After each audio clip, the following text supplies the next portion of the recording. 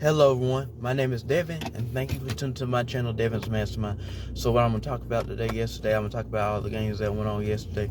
As y'all know, the Titans beat the Rams 28-16. I was a little shocked that happened because for one, Derrick Henry had a broken foot, they said, so he's supposed to be out a good 6 to 10 weeks, probably maybe the rest of the season, if that's the case. But my Titans pulled it out, and they won 28-16 against the Los Angeles Rams. Matthew Stafford, he was supposed to be looking like an MVP. He didn't look like that last night. He threw 1 touchdown and 2 interceptions. So, yeah, he did not look good in that game. So next up, I want to get into as my Saints and my Falcons. My Saints lost 27-25 against the Falcons. I was for one, I was a little shocked, but then I was mad because I wanted my Saints to win, and it's Who Dat Nation. That's my favorite team, and the Saints just lost to the Falcons. The thing is, the score was 24-6. At one time, the Falcons were leading, but then the Saints decided to try to come back and make it, just win the game 25-24, it looked like. So I thought the defense was maybe going to get a pick or a pick six and do like they did last time. Fortunately, that didn't happen. They let that good player Cordell Patterson, who's a good kick returner. He's always been a good kick returning specialist. They let him literally run free for like 50 yards. And all the Falcons had to do was kick the field goal, and they won 27-25. So I'm gonna give my props to Cordell Patterson for making that huge catch and all that stuff. But yeah, I was so mad at the Saints because I was like, y'all supposed to win. And then the crazy thing about it is, when the Falcons and the Patriots played in Super Bowl 51, the Falcons had led 21-3 and they led 24-6. But then they kind of almost let the Saints come back, and now the score was 27-25. I still can't wrap my hands around it. Of course, you're gonna hear my mama say "woo," like "boo, woo." Oh, you. Boo. Those Falcons.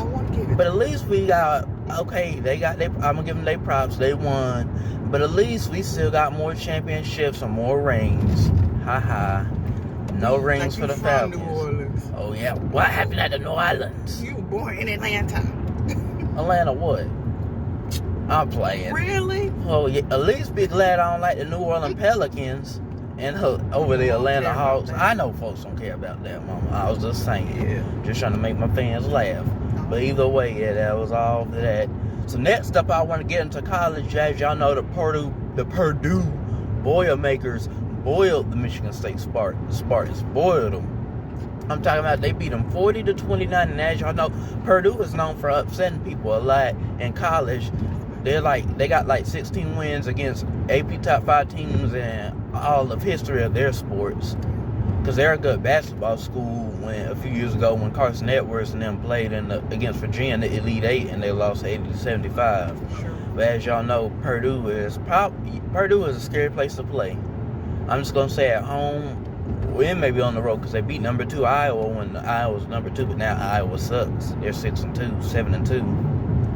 But of course they lost, and then they beat Michigan State. So now Purdue and Ohio State are both gonna play each other this coming week on Saturday. I don't know what Eastern it is, 3 o'clock Eastern, 7:30 probably. But either way, yeah, you don't want to play Purdue. That's all I'm gonna say. Kenneth Walker was supposed to be he still did good with rushing for like 143 yards and 1 touchdown, but y'all know he's supposed to be a Heisman candidate for Michigan State because he scored 5 touchdowns against a Michigan team, and they said that was the first time that ever happened, scoring against opponent scoring that against Michigan and all that. Yeah, so as y'all know, in the Big Ten is a really tight race. You got Ohio State still there, Michigan State, and Michigan. But as I look at it, Ohio State looked a little vulnerable when they played Nebraska, because they almost would have lost that game. Because at first it was like 23-17, but then when Ohio State hit that field goal, they made it and they won 26-17. But at first they were looking a little iffy. And then, as y'all know, my Ducks beat the Washington Huskies 26-16, and some severe rain weather. Because as y'all know, in Seattle, Washington, I heard that it rains a lot. And it's a lot of bad weather there, so my Oregon Ducks pulled it out. I was so glad. Hopefully they make it to the Pac-12 championship, possibly a CFP. And as y'all know, and I'm gonna tell y'all this too. I don't know why I haven't bring this up. Alabama does not look good. I understand it's one game, but they lost to Texas A&M. They almost lost to Florida, who's 4-5 now. That just lost to South Carolina Gamecocks, like bad. But they're 4-5, and then Alabama's playing the LSU team, and LSU almost beat Alabama. The score was 20-14. Alabama won. At first, and that LSU defense was doing really good in the first half. Then in the third quarter, they kind of let it slip away, but then they actually was playing better, and now it was just up to their offense to do it. But fortunately, LSU can pull it out. But I was still happy how LSU played, because I didn't think it was going to be 20-14. I'm just going to tell y'all that. I thought it was going to be more like maybe 41-14, but not no 20-14. I'm talking about Alabama only won by 2 field goals. That's just crazy. And then Georgia, as y'all know, Georgia whooped the Missouri Tigers 43-6, having one of the best defenses in the country still, but just dominated Missouri. I'm talking about just dominating them in every fashion, offensive-wise, defensive-wise, special team-wise, and Georgia Bulldogs-wise. I know that don't sound right, but I'm just saying they beat them in every aspect of the game. So, and next up, Georgia has Tennessee. So Georgia should easily cruise to 12-0. I'm just gonna say that 12-0, and Alabama either 13-0 or 12-1, and then hopefully they will play in the CFP like everybody's expecting them to play. And your mama went to the game. Yeah. Oh, and I bet tell you, my mama went to the game too. Her and my uncle. Sure. Yeah. And they took pictures, and they celebrated, and we all saw, and I heard they saw Mark Richt, honored him, the former coach for Georgia football, who does have, stuff going on with him, Parkinson's disease and all that stuff. So hopefully that gets away from him, and he can just be free and do whatever he is wanting to do as a head coach. But he always will be in Georgia heart. Him and Vince Dooley and whoever else, but most of them are Rick first. Whatever. But so that's all I just wanted to say. And next up, I don't know why. Oh, I need to tell y'all this: the Hawks ain't looking good. The Milwaukee Bucks ain't looking good. Milwaukee's the NBA defending champions, but they're not looking good. They're looking like a little. If you look at it, the Sixers, the Heat, and whoever else, I think, and the Nets are all looking good. And as y'all know, in the Western Conference, the Golden State Warriors and the Jazz, they're head-to-head with each other, not in a matchup, but they're just head-to-head as with their records and stuff. The Golden State Warriors beat the Rockets 120-107. I think the Clippers beat somebody. I forgot who they beat, but I know they won. I think they beat the Hornets. And that was good. And my Nets are still close to almost winning. Hopefully they win a championship. So I think they still can do it. Kevin Durant is balling out with his 9th or 10th 20-point games and all that stuff. So he's looking really good. He's looking like he's probably going to be the MVP over all these other dudes, because I really haven't seen nobody erupt except for John Morant a little bit. But, the Memphis Grizzlies, they're okay, but they're not that good, really. So, as y'all know, I think Kevin Durant, if you'd have asked me, Kevin Durant should be the MVP already, even though it's only 10 games into the season. But, and that's all I want to get into today. And thank y'all for tuning to my channel. That was Mastermind. Love y'all and good night. Good morning. Hey.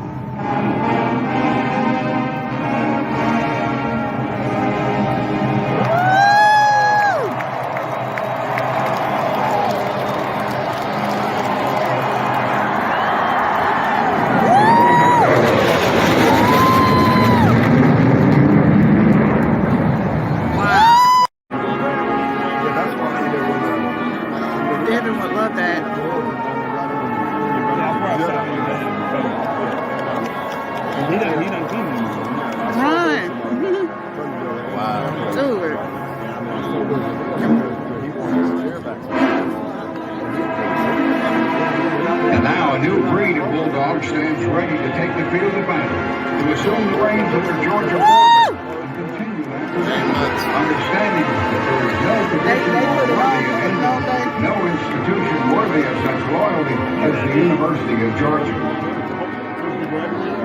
These are my leading guys too. All eight leading guys too. David got a picture As we prepare for another meeting between the hedges, let all the Bulldog faithful rally behind the men who now wear the red and black with two words, two simple words, which express the sentiments of the entire Bulldog nation. Go Dogs!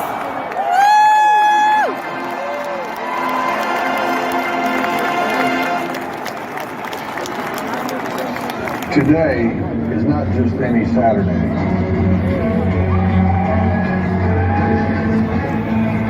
It's about committing to the team. Hey, grab your 3. 1, 2, 3. It's about committing to the moment. They ain't paid the price that you have paid. You do your discipline and you keep That's what jumping man through. He gave my It's nigga about 20 the grand. commitment of the Bulldog nation. 2,000 plus between the hedges. You just made a few. The students know that there are charges in there. It's about committing to the team. That's right. 50, 40, 30. You gotta take it to the house. That's mine. Touchdown! Touchdown to Kobe! Next man! Did it. It's Saturday. I told y'all, it's Saturday. It's Saturday. That's right, Mark Rick. Woo!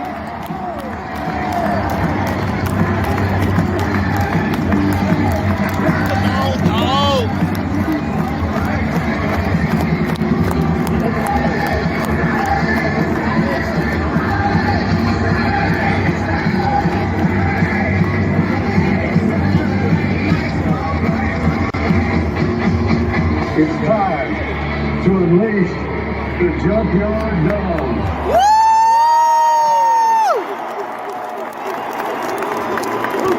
Let them dogs out.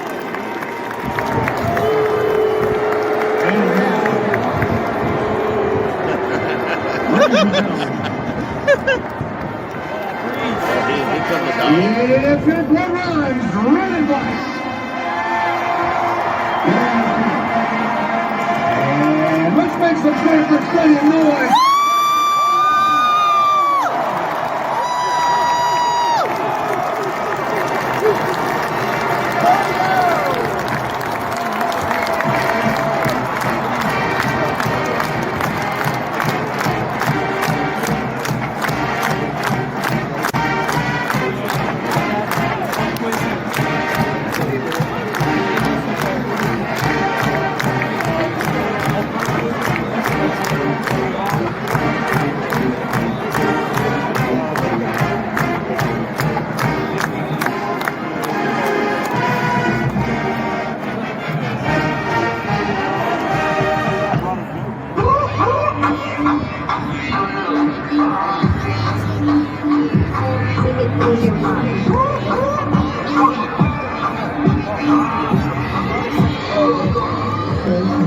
Missouri has 1 across. They will take the ball. The Bulldogs will kick off.